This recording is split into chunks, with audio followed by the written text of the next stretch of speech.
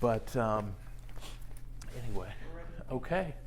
So Scotty, thanks so much for doing this. We appreciate you being here today.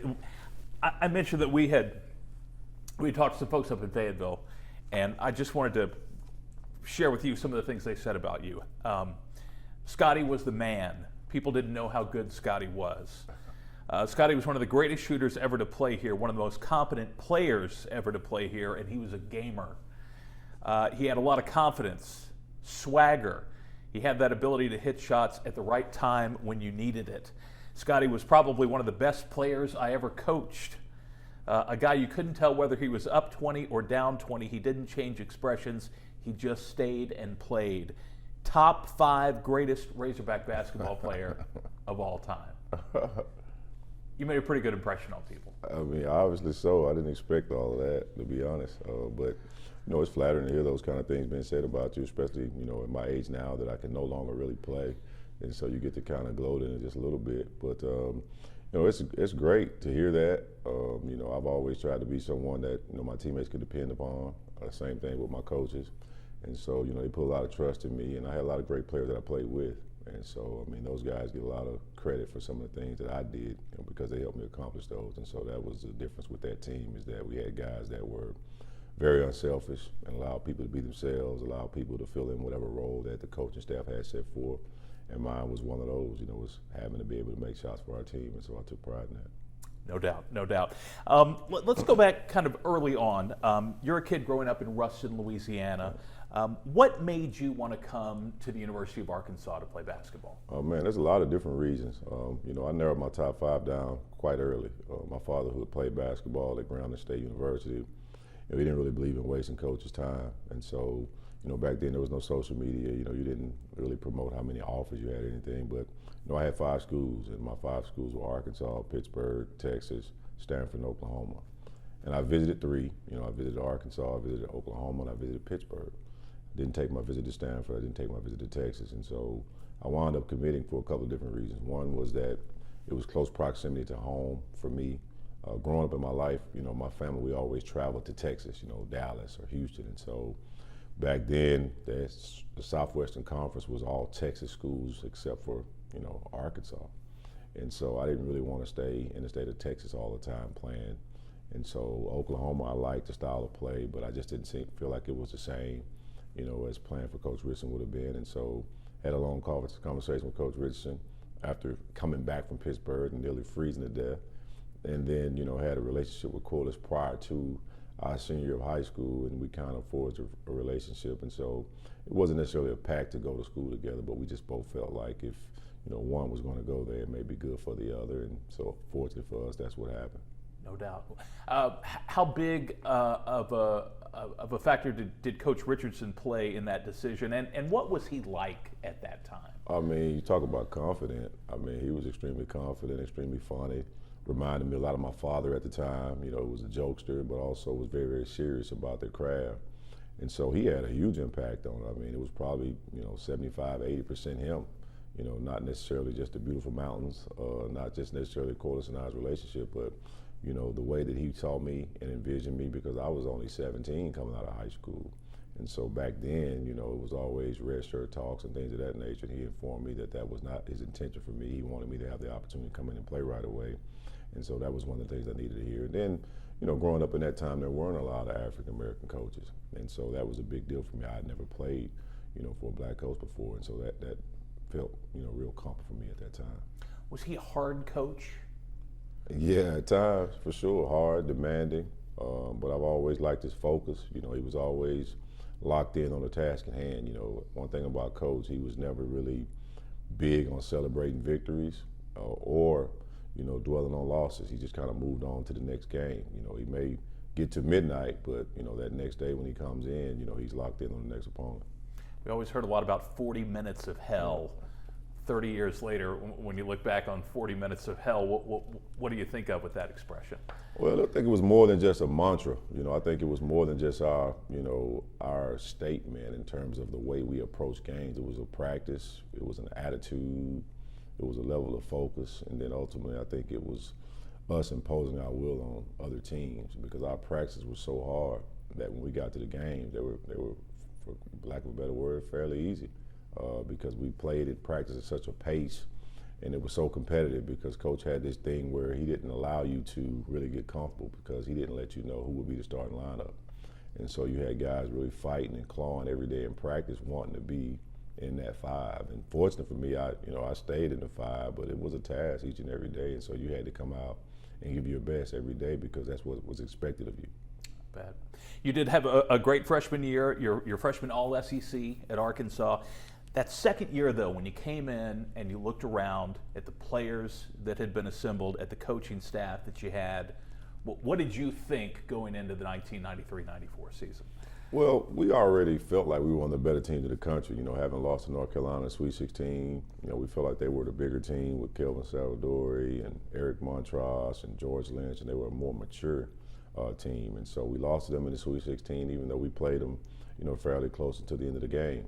And so at the moment we got back to Fayetteville, that was a conversation where we just needed a little bit more size. And so Coach was a player's coach. He allowed you to kind of give him your opinion on things. Didn't necessarily mean he would agree with it, but he would at least allow you to speak. And so we just told him we needed more size. And he went out, he signed Darnell Robinson, and he signed Lee Wilson. And so for us, we came back that next year feeling like we had the pieces that we needed, to be able to go the distance. And, the rest has been history. Yep, you felt you were good enough to win it all at that point. Yeah, we felt like we were good enough to win it all. I mean, we had everybody back. We had spent quite a bit of time together. I got up to Fayetteville early as a freshman going into my freshman year. Corliss was up early. And so, even though we were sophomores, we really felt like we were experienced guys because we had played 30 games together and we had spent a lot of time together that summer and the summer leading up to 93, 94. And so going into that season, you see with evidence of our game versus Missouri, how we were locked in and ready to go. And I think that's what caught the nation by surprise and let everybody know that we were going to be a team to be reckoned with. I do want to ask you about that. You played your first season in Barnhill, right, and then you guys moved over to Bud Walton Arena. What was it like to kind of walk into that building and to play your basketball games in this incredible brand new facility? Well, man, it was amazing because I remember Coach Richardson telling us a story that originally he just wanted some renovations done to Barnhill and try to see if they could expand Barnhill. And I think Bud Walton at that time, had met with Coach and Coach Broyles, and they decided to just build a whole new arena.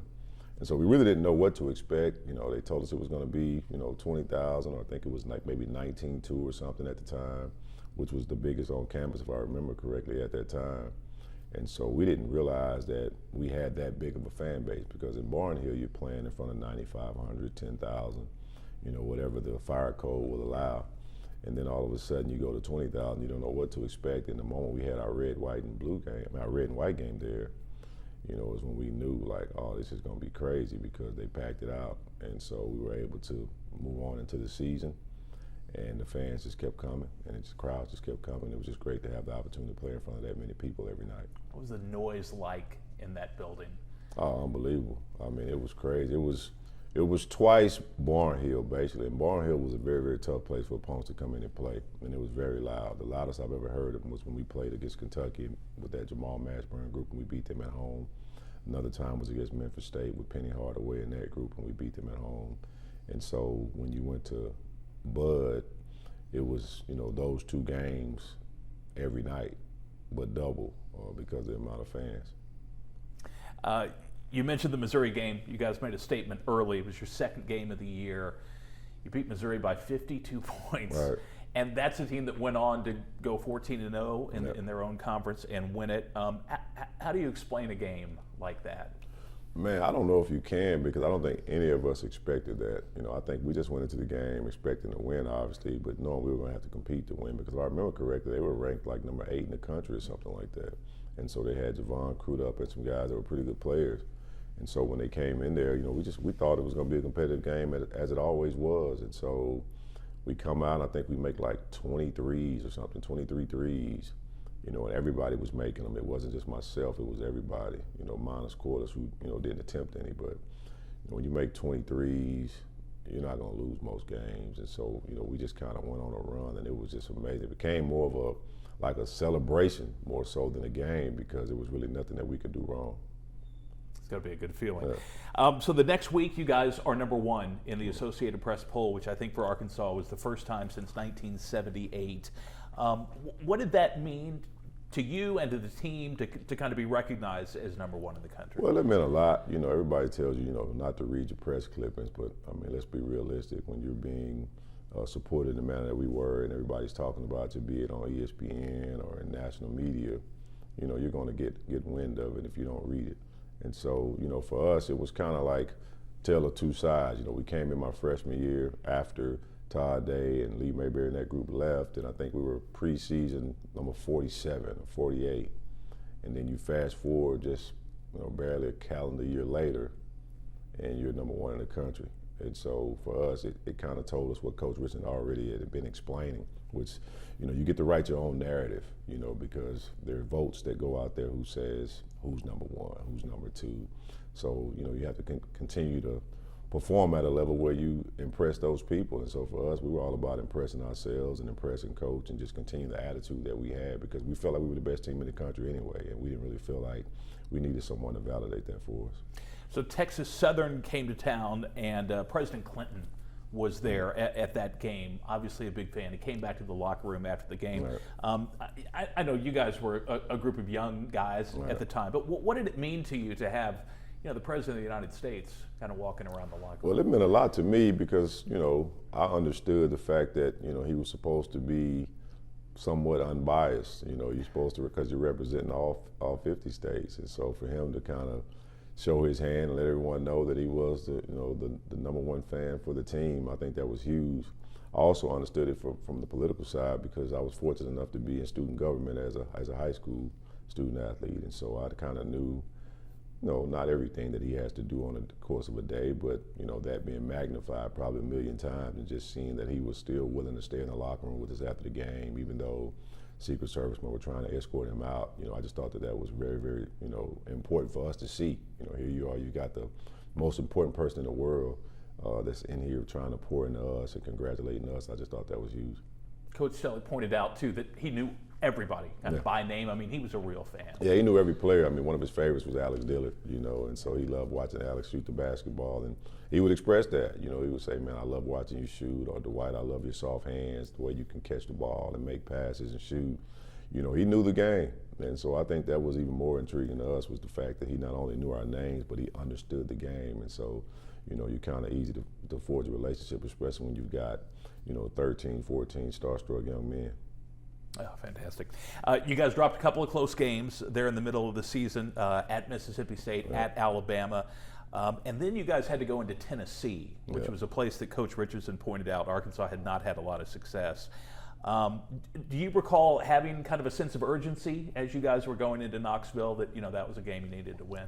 I don't know if I recall the sense of urgency. I just remember, you know, us feeling like, you know, imagine you lose 2 games and still feeling like you're not playing at the level you're capable of, because our record was still good. And so, you know, going into that game, I just knew they had a lot of talent. You know, knew it was going to be a tough game because they had, you know, a pretty good fan base there as well. And their venue is something that I've always, you know, didn't really like because the lights are so dim. And so it kind of looks more like a theater than a gym per se. And so, you know, going in there to shoot around, you know, I just always looking at the lighting, just kind of like wondering, like, why do they play, you know, in a venue of this magnitude, you know, with the light being that way. But aside from that, you know, just the game, knowing it was going to be competitive, like as every SEC game was. And so we just wanted to go in there and get the win, and it wound up being a tough one to get, but we were fortunate enough to get out of there with it. I'm sure you remember how that one ended. Can you walk us through it? I don't remember the exact play. I just remember making a shot late game, you know, that kind of gave us the lead and kind of sealed the deal at the end. I remember they had LaMarcus Golden and Steve Hamer, who we were all being, you know, recruited at the same time by Arkansas and Tennessee, and so I had a relationship with those guys, and I just remember the game being very, very competitive. Yeah, you knocked down a 3 with 9.3 seconds left. Some people called it the biggest shot of the regular season. Maybe. I remember not playing very well that game. I remember, you know, that shot being kind of the highlight of my night as far as an individual player, but I didn't really care. I was just excited to get the win. Right, for sure. So after that, you guys go to Kentucky, you know, one of the palaces of college basketball. As a freshman, you guys had lost there on the road. What do you remember about your feeling going into Rupp Arena for a second time and playing the Wildcats? I remember being like a sense of nervousness because they were rated pretty high. If I'm not mistaken, they may have been rated number 4. We were rated number 3. And so it was one of the bigger games in terms of, you know, college basketball. You're playing on, you know, Tuesday night if I'm not mistaken, and everybody's watching, and you know that, then they've got 27,000 of their own here watching, and so we knew it was going to be a tough venue, but, you know, once again, we felt like we had the pieces. You know, I remember halftime, going in right before halftime, it was a close game, and I think I made a shot. Davo Remack hit a three right before the break that kind of closed the gap. But we had the momentum going into the locker room, and so when we came back out in the second half, I just remember our pace being a lot faster than theirs because they tried to press too, but their press was different. You know, they didn't want to really take the ball. They wanted to speed you up, and we wanted to take the ball. And fortunately for us, we were able to do that. You scored 18 of your 24 points that night in the second half. Right. What do you remember what started working for you in that half? Well, I know there was a lot of trash talking between myself and Roger Rose that night. And Jared Prickett and I had a relationship from living together, being roommates at the Olympic Festival. And so, you know, there was a lot of trash talking, which normally gets me pretty fired up and going. And so I was able to get going, and I had Corey Beck, who was, you know, one of our best trash talkers as well. You know, he would kind of get me going as well. And so I just remember those guys just saying, we're going to come to you, because I kind of had it going. And so, you know, the game was kind of an up and down game. And, you know, Corliss was not having to really score in the post. He was able to score in transition, which for us made it a lot easier game when he didn't have to fight against double teams every night. And, you know, we were able to capture, you know, that. A couple of people mentioned the speech in the locker room after the game that Coach gave you guys. Everybody was really fired up, and that he kind of told you guys, this is what we do. You know, we expect to come in here and win games like this. So walk me through being in that room. I mean, Coach was just, you know, we were all laughing and celebrating, and Coach just came in like he normally would, and, you know, he was smiling, but he wasn't really, you know, in a celebratory mood. It was just more like, hey, this is what we're supposed to do, you know, with that business-like approach, which spilled over into our team throughout the season. You know, I tell people all the time, you know, we won a lot of games, but I don't know how many we really enjoyed, just because we were programmed, you know, to go out there and work and out-compete other teams, out-effort other teams. We felt like we were always the best conditioned team, and we always felt like it came down to depth. We felt like we had more than anybody. And so he just kind of reiterated those things to us, which gave us even more confidence. Okay, the regular season is winding down. Pretty easy wins down the stretch, except one game you guys go into Baton Rouge. At LSU, you go into overtime. Remember how that game ended? I remember it was a crazy game. You know, I remember I think Alex Dillard missing a free throw or something, and then right when the ball gets tipped out, he hit a three to kind of tie the game, if I'm not mistaken. And I made a couple of shots late in the game. You know, one right in front of their bench, and I think one, you know, cross court from them to kind of get us to lead. But I remember Ronnie Henderson playing extremely well. Clarence Caesar probably playing the game of his life. And I mean, Clarence Caesar was a big-time competitor, big-time talker, and so the game was very competitive, and neither team could really stop each other until the end of the game when we were able to get the stops we needed. So you guys were down 2, 18 seconds left. The ball finds you. You let one fly from about 5 feet behind the arc, just to the left side of the court. Another game winner for you. Yeah. Well, it always felt good to go into LSU and get a win, especially, you know, me being from the state, you know, and them recruiting me, but me really not being that interested in going there. And so, you know, I learned going to play there, each and every game was going to be tough because they felt like they were a good team, obviously, but they also had kind of an extra grind versus me because I was a home state kid that left the state. And so it was always competitive, and I knew a lot of those guys on that team. I knew Coach Brown, I knew Coach Jones, who was an assistant. And so there were some close relationships there, but, you know, it was always good to go in there and beat them. We'll talk about your most important game winner, but Coach mentioned to us that you had 7 opportunities to take game-winning shots, and you made all 7. Yeah.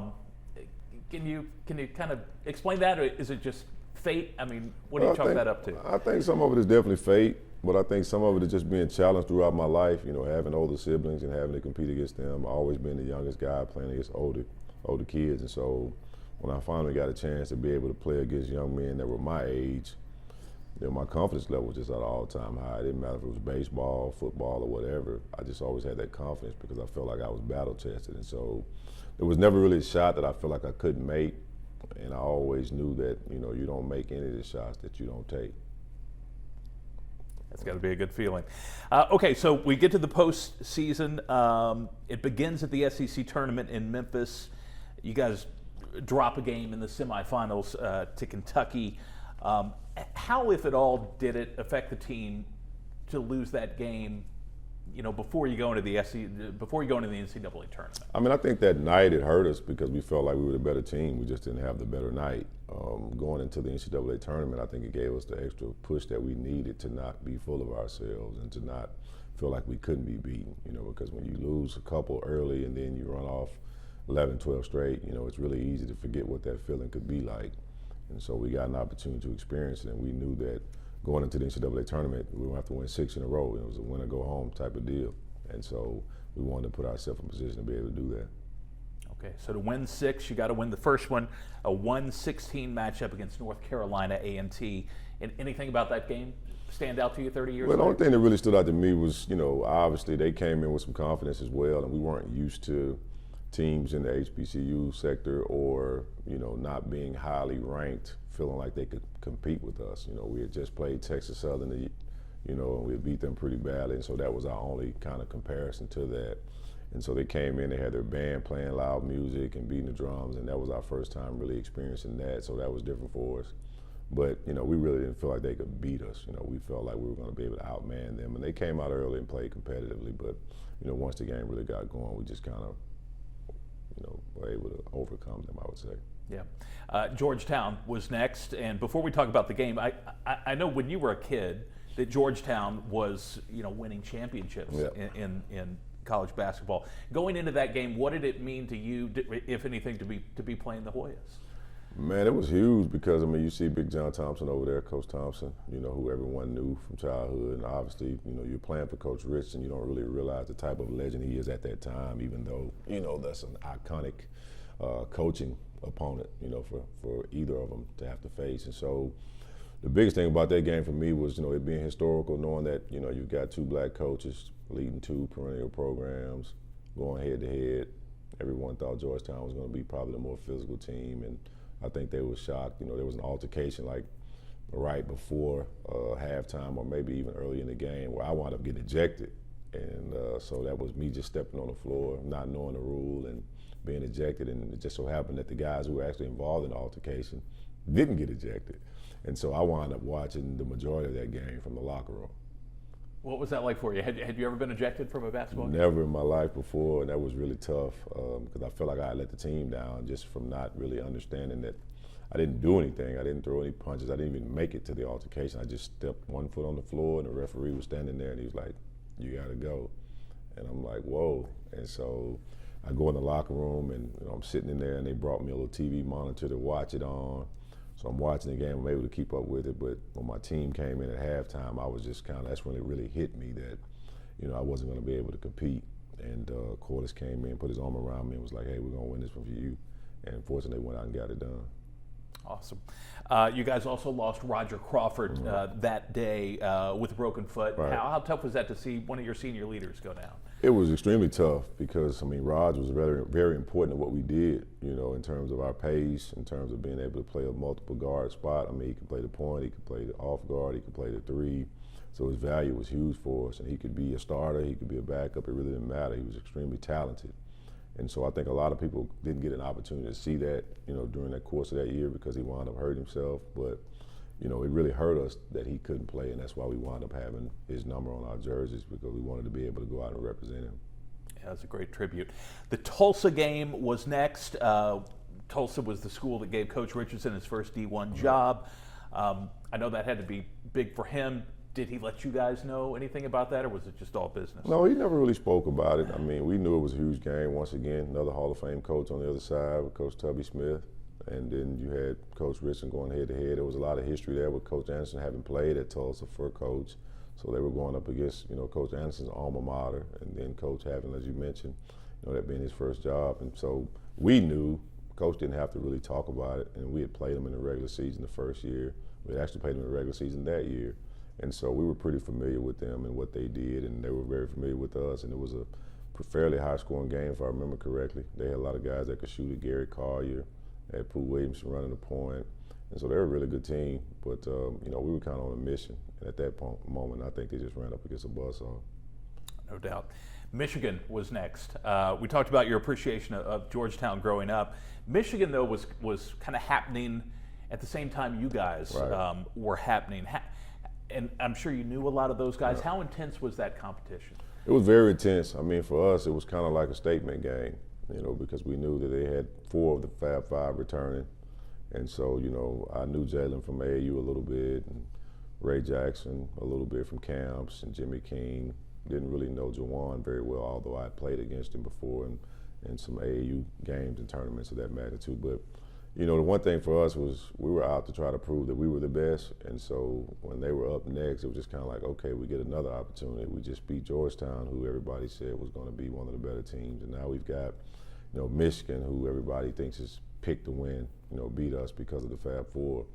And so we were out there to prove again that we belonged. And, it was one of those things where they didn't have the depth we felt, and the pace of the game kind of changed in the second half. Juwan Howard had a magnificent game, though. We really couldn't do a lot with him, but it was the other guys we were able to stop.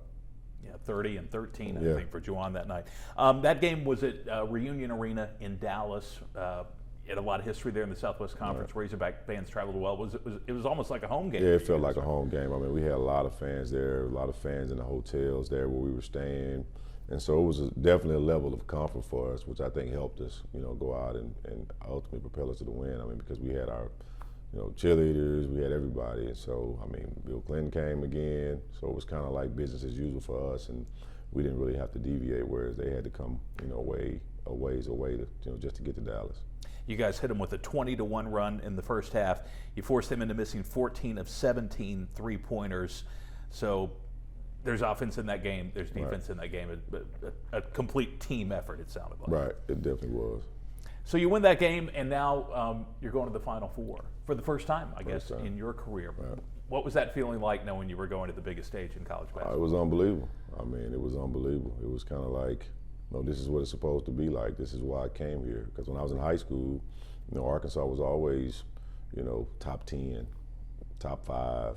You remember the UNLV, Arkansas days, both 1 and 2. And so that's why you go to a school like Arkansas, to be able to have the opportunity to play on the national stage. And so for us, it was the perfect opportunity. At that point, when you're down to the Final Four teams, how confident are you that you can go to Charlotte and win a championship? Well, we were very confident, and one of the things that people forget about is that, we had 2 teams representing the Southeastern Conference in that Final Four. You had Florida there. And so for us, you think about our league and how people view the SEC, it was always football, football, football, and here we are, we've got 2 basketball teams in the Final Four. And so that was like the ultimate confidence for us. Is like, man, we've been playing against the best competition. I mean, obviously, that's why we got 2 teams that are here. And so nobody really talked about Florida. Nobody talked about us. Everybody talked about Duke because it was in North Carolina. And so the first time we go to the press conferences, that's all everyone wants to talk about is Duke and not us. And so it was another sign of what Coach Richardson had always been telling us, which is no one respects us, no one thinks we're good enough. And so we just kind of continued that mantra all the way through it. Arizona was the team waiting for you guys in the Final Four, 2 of the best guards in the country on their roster. What were your expectations going up against Khalid Reeves and Damon Stoudemire? Well, I knew Damon because we were just roommates in the Goodwill Games, on the Goodwill Games team. And so we had already talked about if we played each other, who's going to do what, all the trash talking you get an opportunity to do as youngsters. Didn't know Khalid very well, but I was familiar with Joe Blair and Ray Owes and those guys. And so it came down to a thing where we didn't feel like they were really deep.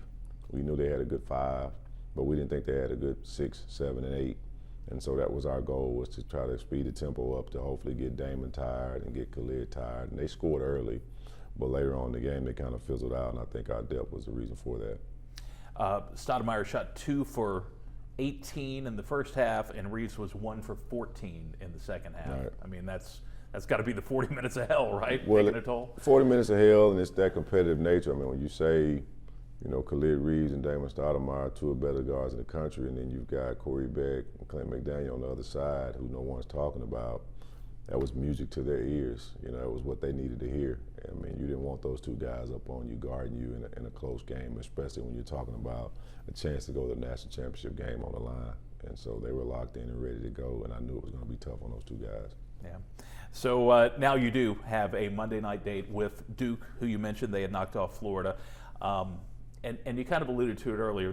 To me, that this was a team that had been looking for respect, right, going up against a team that kind of everyone considered the gold standard of college basketball.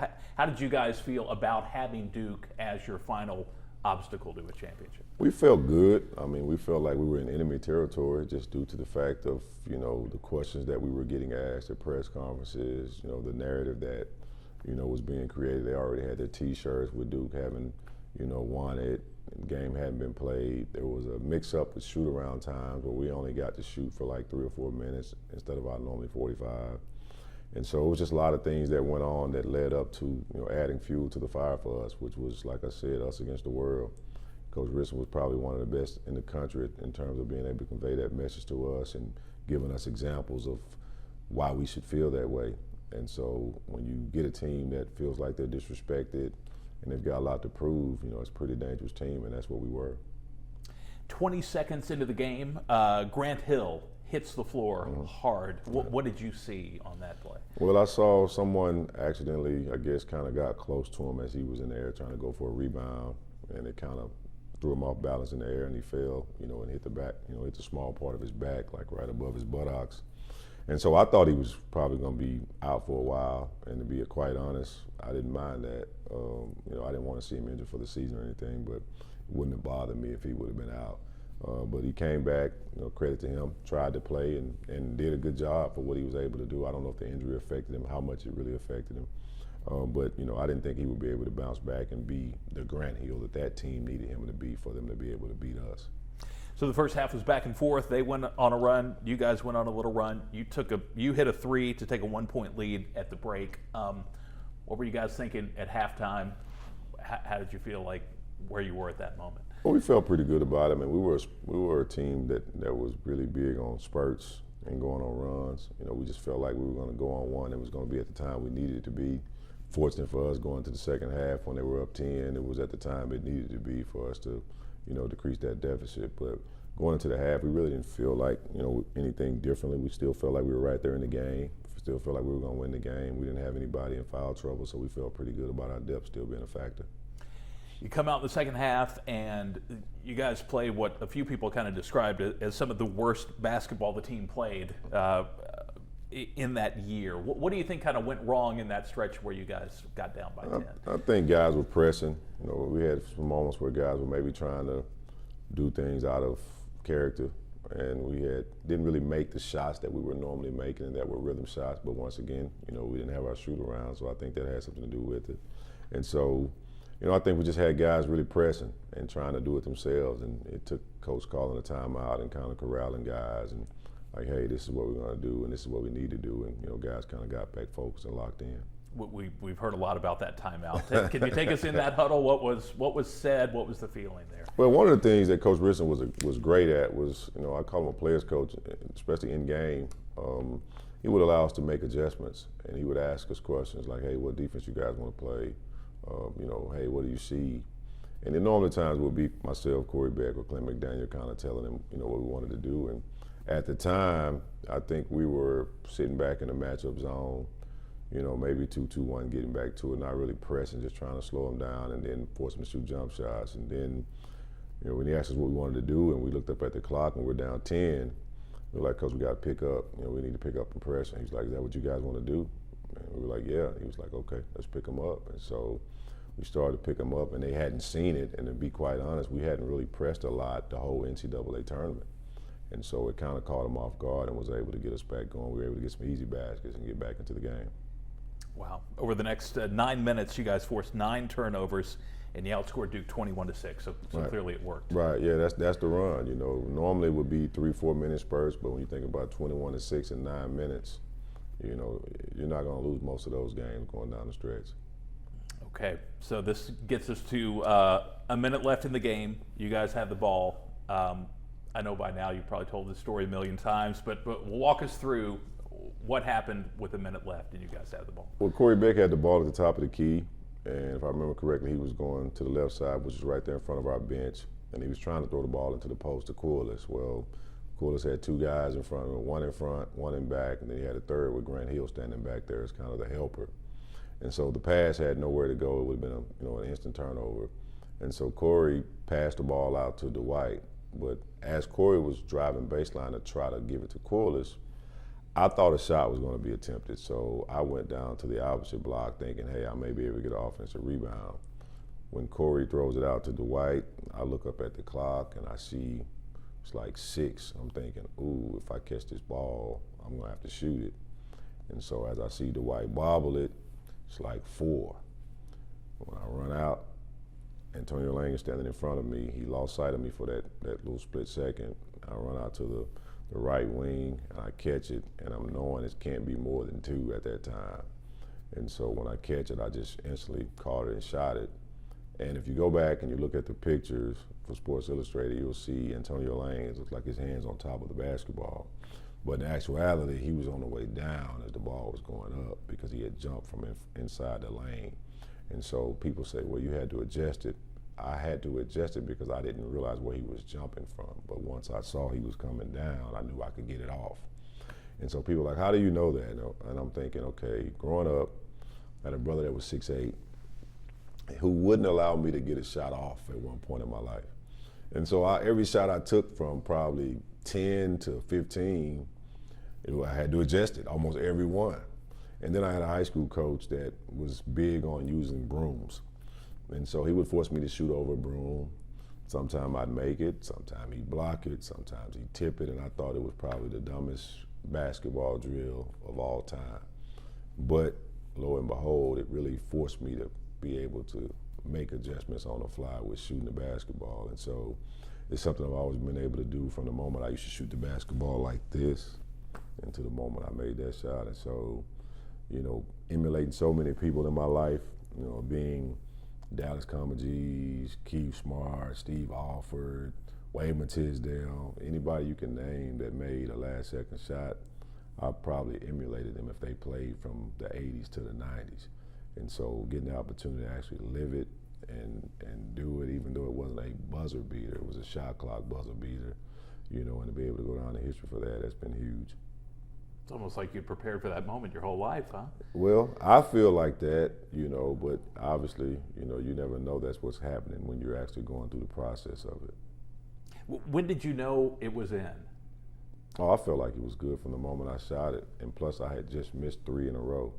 And that was one of my big pet peeves. You never miss 3 in a row, and you definitely can't miss 4 in a row. And so I just missed 3 shots in a row, and I didn't think I was going to miss that one. And you didn't. The Antonio Lang contest that you mentioned, did it bother you at all? I mean, you had a great explanation Right. for it, but did it bother you at all, or were you just Well, invisible? if I would have probably had more time to actually think, maybe. But because I didn't have time to think about it, I don't think it bothered me. It was just kind of like an instinct. Yeah, yeah. So Coach told us, and I mentioned that, you know, one thing he loved about you was that, you know, on the outside, you couldn't tell whether you were up 20 or down 20. Right. But you hit that shot, you're running back down the court.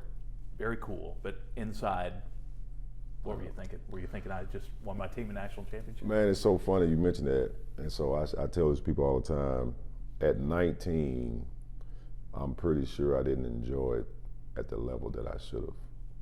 Because once again, I was kind of in the mindset trying to prove everyone wrong. You know, we should be here. This is what's expected. And so that shot at the time when it actually happened, it was no different feeling. It was just kind of like, I'm supposed to do this. Now, looking back on it, you know, I probably should have been a lot more excited at the time. Now, once the horn went off and everybody got together and started celebrating, you know, I celebrated. But at the moment I made the shot, I never really thought about it. The horn does go off, the game's over, the tournament's over. You guys are national champions. I'm sure you'd worked your whole life toward that goal. Right. How did it feel? What do you remember from that night? Man, I just remember us celebrating. I remember all the Duke fans, you know, looking distraught, and that felt better than anything. I remember Roger Crawford sitting up on top of the basket, just being so happy and elated.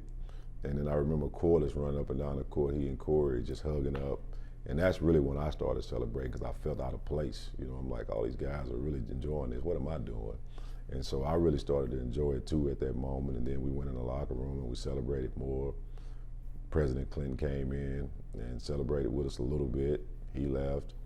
Oliver Miller came in and celebrated with us because he was there as a guest of President Clinton. And so then we went to the hotel, and my parents were there, and Corliss's parents were there, everybody's family were there. We enjoyed it with them. But when we got back to the hotel, there was so many Razorback fans, like we couldn't even really get through the lobby. It was crazy. And then that's when you really say, people used to always say, man, Razorback fans are crazy. That's when you really get an opportunity to see it. And I mean, it couldn't have happened at a better time. Wow.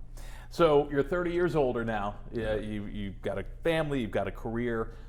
What does it mean to you now to look back on what you were able to accomplish with Coach Richardson and with your teammates in 1994?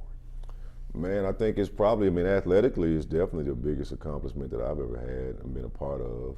But what I remember most importantly was the relationships that we established. And so, like all those guys, we're still pretty close.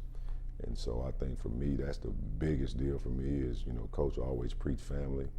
And so, you hear that kind of cliche all the time, this is family. But when you actually get an opportunity to live it, like Corliss and I, we're still extremely close. He's the godfather of my oldest son. I'm the godfather of his oldest son. Dwight Stewart and I, we're still really close. Corey Beck, when I lived in Fayetteville and worked there, we lived probably less than a mile from one another. Talk to Alex Dillard all the time. I talk to Roger Crawford all the time. And so for me, the relationships are what I remember most. What I can appreciate is that, Coach taking a bunch of young guys from different places and making them bond together. And I think, in so many times now, you don't really see that, for a lot of different reasons. And so, even the walk-ons that were on my team, John Inscoe, Reggie Merritt, I still talk to those guys because we got a relationship that, we formed forever. And, it seems like it's just basketball, but it was more life than anything. Awesome. All right. That's all I got. Anything else you want to throw out there? Beautiful. Thanks so much for walking us through it. We appreciate it. No problem. What a pleasure. Appreciate you. Thank you, man. Great memories for us, too, So where are you from originally? I'm from here. I was born and raised.